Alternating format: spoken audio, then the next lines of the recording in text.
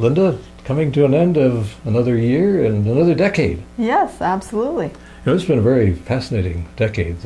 The first 10 years of, yes, it certainly of our has. new millennium. A lot of interesting financial things have happened too. And that's right. And everybody's still uncertain about what the future holds. But who can tell? One thing we do know is that change is with us, and don't be surprised because anything can happen.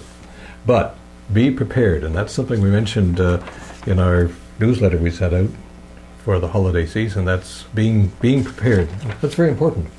Oh, absolutely. We all, at this time of year when January starts, look at the New Year resolutions, so to speak, but perhaps it would be more useful to have a map for the year instead of resolutions.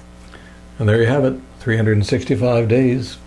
And those New Year's resolutions, we don't keep them all, but it's good to keep in mind that, as each day goes by, that there's always something you can do to make your situation better. And that's where financial planning comes in. We'll talk about that in just a few moments' time. But one of the things we wanted to mention was the fact that I have something different here on my upper lip. And this came about because of Movember.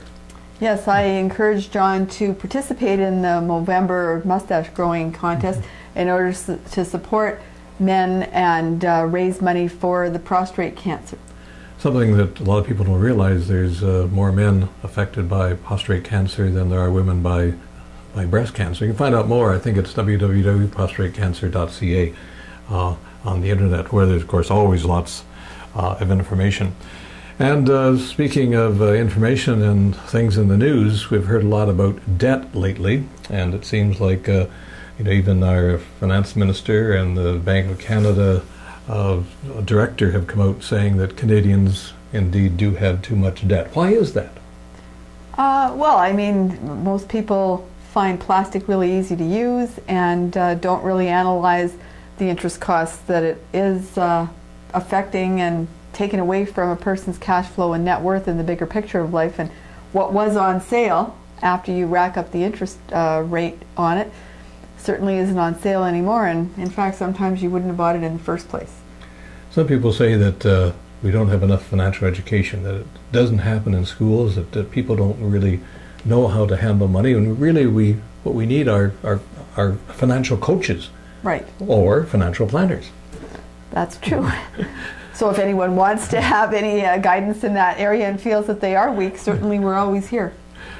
Two key elements, of course, with respect to managing your money, and that's pay off your debt and, of course, save some money as well. And that's where tax-free savings accounts come in. And we hear a lot, especially the banks keep talking about tax-free savings accounts. And mainly, they seem to be looking at people just putting their money into an account, a simple interest account. That seems to be sort of an asset, sort of a money gathering type of thing for them. Right. And that's not really the most effective use of the tax-free savings accounts. You save a lot more money if it's in a growth investment where it's earning interest on a monthly basis or dividends on a monthly basis. So sometimes a person needs to reassess, where do you have a tax-free savings account, and maybe ask yourself, if you don't have a tax-free savings account, why not? Do you think everyone should have a tax-free savings account? Everyone should have a tax-free savings account. Regardless of what it's for, sometimes just for saving money for a rainy day? Absolutely. Or for saving... Why would you give money to the tax man that you don't need to? Yeah, okay. Speaking of giving money to the tax man, RRSP season, that's 60 days. First 60 days of the new year, you have an opportunity to put money in and save. Right. Save on your taxes and build money for your future as well, of course. And I mean, nowadays I think too there's the analytics of, do I use an RSP or do I use a tax-free savings account, or both? Something we can talk about. Mm-hmm. And speaking of taxes, really, you can't escape them either. And no. And we will all be having to prepare our taxes, or we'll be preparing taxes for you folks who are our client. So get that RSP, think about your taxes, and of course as we enter 2011. Seems like we hardly entered 2000. Here it is already 2011. On behalf of all of us here at Financial Decisions, and Melanie, of course, our compliance officer, who is also our camera person for this episode of Financial Perspectives, and Tammy and the rest of us. Merry Christmas, happy holidays, and we'll see you in the new year. If anybody needs any help figuring out their issues before then, call us too. Bye for now.